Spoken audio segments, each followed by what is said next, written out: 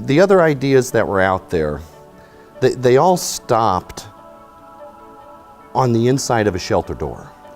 And it was always a simple question for me with, well, what's left? If you have to close a door to a shelter because it's that bad on the outside, what are you going to open it up to later? I mean, eventually whatever you've brought in with you runs out, eventually, whether that's 10 days or 10 years in the future. But if it's so bad you have to wall yourself up from the rest of society and that's all you've got, and all of your resources, i.e. money, went into that form of protection and there was no forethought to what after, then your plan has an expiration date. And so if it doesn't include growing food, and again, resources, if you can't control resources in it, you're at the control of the person that does. So with this, the idea is to build sound but affordable housing. It may not be as big as the common footprint of an American home, but right now the American home is $154 a square foot in construction costs. We're selling it to every one of our members at $50. So for a third of the price, you not only get a home, but you also have land. And because we don't qualify for FDIC type banking financing because we are a private membership club, with that we retain the right to decide who does and who doesn't make the grade when it comes to being part of what we're putting together here. But whether it be that you've got it in a few chunks and you've got it, or you've worked and you've retired, or a young professional and you have it, it doesn't take much to clear the hurdle to own the home, to own the land, and to have part of a farm. And so the big idea, and the easiest way to put it, is that we're building a resort community around a farm. And it's easy to get caught in those catchphrases like sustainable and green and all this stuff. But truly, if you are a conservative out there and you don't conserve the environment, you've exhausted your resources. So I say it lovingly and kiddingly, but I'm dead serious. To be a true capitalist, you have to be a steward of the environment, because once you've taken down all the resources and consumed them and not planted for tomorrow, your plan again has an expiration date.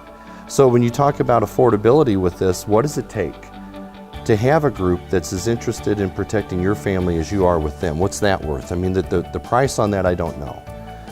To have a group that's as stout medically as we are, I do know that there's concierge medical coverage, and my wife can probably speak clearer to how much that ends up running. But very few people, and only the most affluent, can afford to have doctors and surgeons on call, and they're here pro bono as members of the community, and just as important as the guy that lays the bricks in the foundation. So you move on and you look at a farm, and anyone that's taken a look at recreational farm property, really to have yourself any sort of security in the perimeter of it, a single family would have to have, in my estimation, at least 40 acres, especially if it was a well tucked away 40 acres.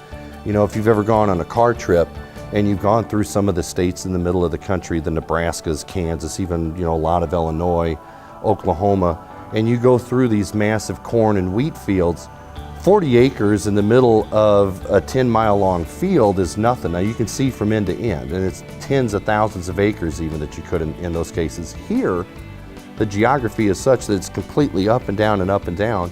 And a lot of the ex-military that's been here that I've had a chance to talk to about the tactical advantage that we have here in the Ozarks with the terrain itself, it was best summed up with an ex-Green Beret that has a lot of his friends that are planning on vacationing here over the summer when the community starts to move in permanently and give training. He summed it up when I asked him what he thought about our terrain out here in the Ozarks. He said, "Why do you think I live here?" So we get a lot of these things free just because God put them here. But when you're only looking at being a fractional part of the bigger picture, but the sole owner of the part that you're on, your home and your land, and you're only a fractional member in a larger farm in the resort part of it, you don't have to buy the whole thing for yourself. So when you split it up like that, for the price of a membership, you've got right now a backyard that's hundreds of acres. Then we're sitting in the middle of national forest land and state wildlife recreation. So literally tens of thousands of acres around here we get to enjoy for free, and not just the ones that are deeded off to us. And so that's really what this comes down to, is if we're not building the highest end homes and spending $250 a square foot. For $50 a square foot, you get a sound home. You can do whatever with it that you want. We even have custom builds that are going on right now for those that wanted a little bit more as they moved in.